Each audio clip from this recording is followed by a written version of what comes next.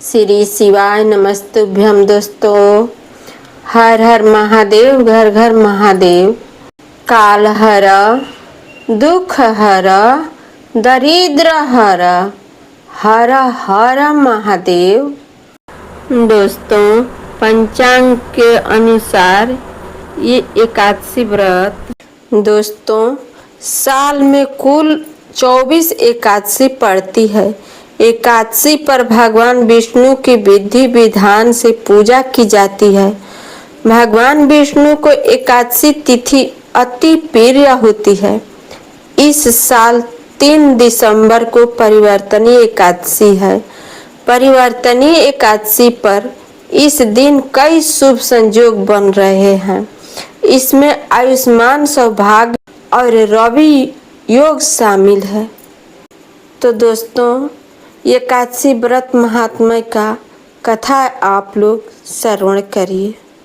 अथ वामन परिवर्तनी एकादशी महात्म्य। धर्मराज युधिष्ठिर बोले, हे भगवान, भादो की शुक्ल पक्ष की एकादशी का क्या नाम है तथा उसकी विधि क्या है? उस एकादशी के व्रत को करने से कौन सा फल मिलता है, सो सब समझा कर कहिए। श्री कृष्ण भगवान बोले, हे राज श्रेष्ठ, अब मैं अनेक पाप नष्ट करने वाली तथा अंत में स्वर्ग देने वाली भादो की शुक्ल पक्ष की वामन नाम की एकादशी की कथा को कहता हूँ। आप इसे ध्यान पूर्वक सुनो। इस एकादशी को जयंती एकादशी भी कहते हैं। इस एकादशी की कथा के सुनने मात्र से ही समस्त पापों का नाश हो जाता है। इसी एकादशी के व्रत का फल वाजपेय यज्ञ के फल से भी अधिक है। इस जयंती एकादशी की कथा से नीच पापियों का उद्धार हो जाता है। यदि कोई धर्मपरायण मनुष्य एकादशी के दिन मेरी पूजा करता है तो मैं उसको संसार की पूजा का फल देता हूँ। जो मनुष्य मेरी पूजा करता है उसे मेरे लोक की प्राप्ति होती है। इसमें किंचित मात्र भी संदेह नहीं है। जो मनुष्य इस एकादशी के दिन श्री वामन भगवान की पूजा करता है वह तीनों देवता अर्थात ब्रह्मा, विष्णु, महेश की पूजा करता है। जो मनुष्य इस एकादशी का व्रत करते हैं उन्हें इस संसार में कुछ भी करना शेष नहीं रहता। इस एकादशी के दिन श्री विष्णु भगवान करवट बदलते हैं, इसलिए इसे परिवर्तनीय एकादशी कहते हैं। इस पर श्री युधिष्ठिर बोले, हे भगवान, आपके वचनों को सुनकर मुझे महान संदेश हो रहा है कि आप किस प्रकार सोते तथा करवट बदलते हैं। आपने बल्ली को क्यों बांधा और वामन रूप धारण करके क्या लीलाएं की?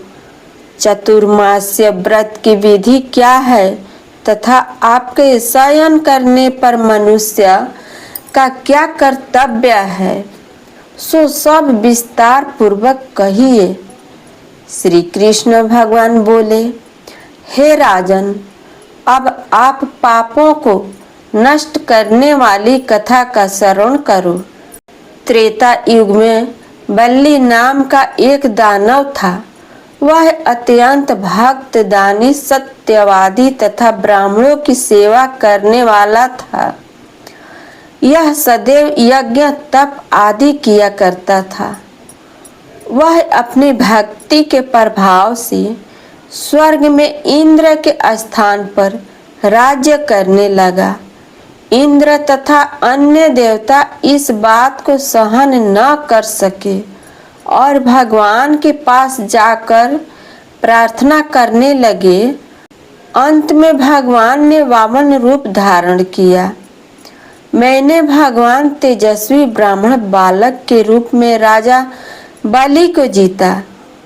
इस पर राजा युधिष्ठिर बोले कि हे जनार्दन, आपने वामन रूप धारण करके उस बलि को किस प्रकार जीता, सो सब विस्तार पूर्वक समझाइए। श्री कृष्ण भगवान बोले कि हे राजन, मैंने वामन का रूप धारण करके राजा बलि से याचना की कि हे राजन, तुम मुझे 3 पैर भूमि दे दो, इससे तुम्हारे लिए 3 लोक दान का फल प्राप्त होगा। राजा बलि ने इस छोटी सी याचना को स्वीकार कर लिया और भूमि देने का तैयार हो गया।